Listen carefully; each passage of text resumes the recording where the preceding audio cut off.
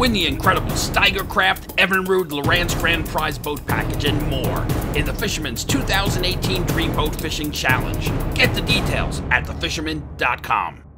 Hi there, Toby Lapinski for the New England edition of the Fisherman magazine with this week's web video fishing forecast for the Thanksgiving holiday weekend. First off, just want to say thanks for checking in with me on this week's video a day earlier than usual. Obviously, it's Wednesday here today, shooting it, getting things out to you with the holiday on Thursday. Hopefully, everybody's going to be joined by their families on Thursday and maybe taking a look at the video as well, sneaking out for a little fishing. Hopefully, you've got some plans in the works, maybe following your Thanksgiving feast on Thursday afternoon or getting up Friday morning before those Black Friday sales, heading out fishing. Me, myself, right now, I'm not sure what I got going on. We got some horribly cold weather coming through, but nonetheless, right now, I am working on my feast. Got a couple of big old turkeys ready to go in the smoker shortly. That's become my family's new tradition now. It used to be deep frying. Now we smoke them, and I've got all of the extended family coming down to visit with me. Hopefully, again, you do as well.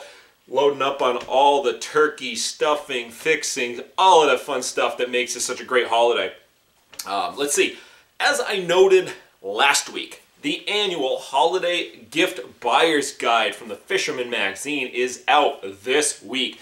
And in it, we've got more than 70 items that would make any fisherman happy this holiday season. I know when I was preparing this, working on it, I was drooling over some of the awesome new stuff that we were covering, we put in here. A couple of those things sure would make me happy. Hint, hint, hint to the family. But nonetheless, from hooks to rods, reels, lures, electronics, line, everything you could possibly need, top to bottom for fishing.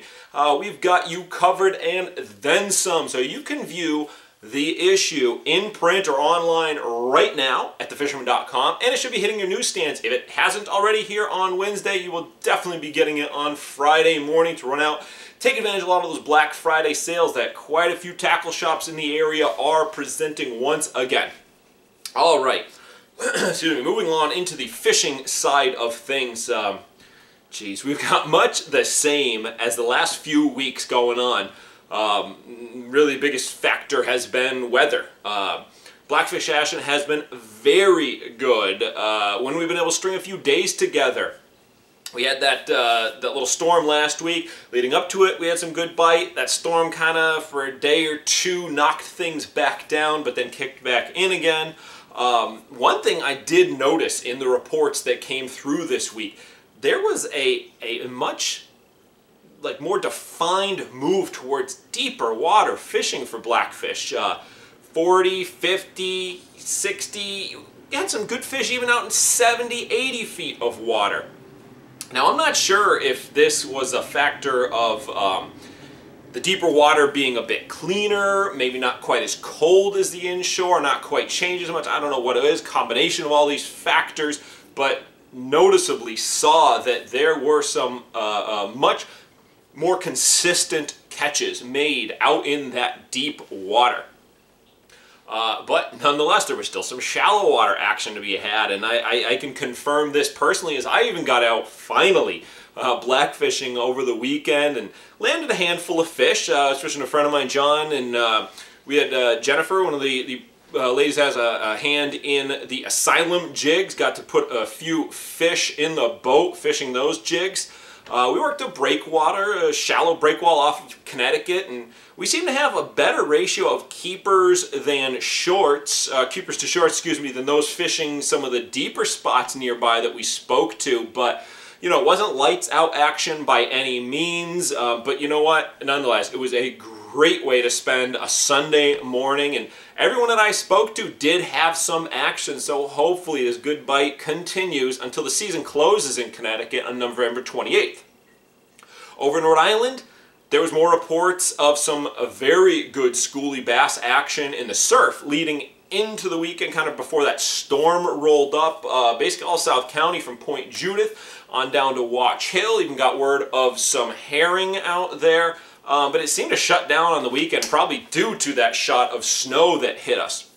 I haven't heard of any of those herring rolling in to the surf yet. Everybody that I've talked to has either seen them by boat while they're blackfishing or they're stuck on shore and they see them well outside of casting range, but there's been gannets diving, which is usually a sign that those herring are there. Hopefully some good fish underneath, because that combination, late season, gannets diving on herring, hopefully getting pushed into shallow water, is really what turns on that shallow water bite without a doubt.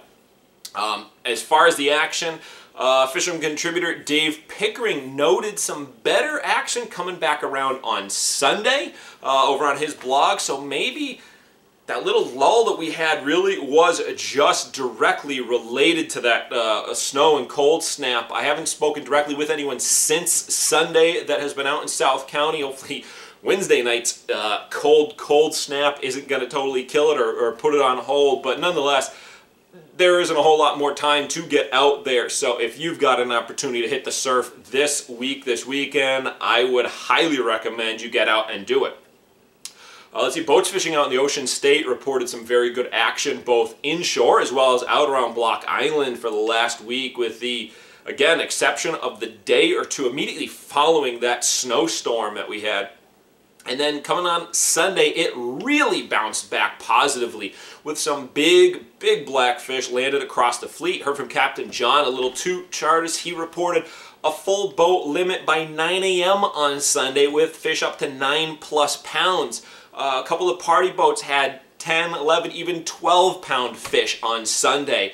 And then out around the island, continue to get reports of a variety of blackfish, sea bass, cod, with even some winter flounder, pollock, and this is when it pushed through, as it does a lot of times this year, a few weak fish even popped up here and there in the report. So that's about the best mixed bag you're going to find right now when the boats can get out. So good luck on that. And then last but not least, excuse me, if you can't make it to the Salt this week for one reason or another, if you're landlocked because of family commitments, whatever, there's still fishing options.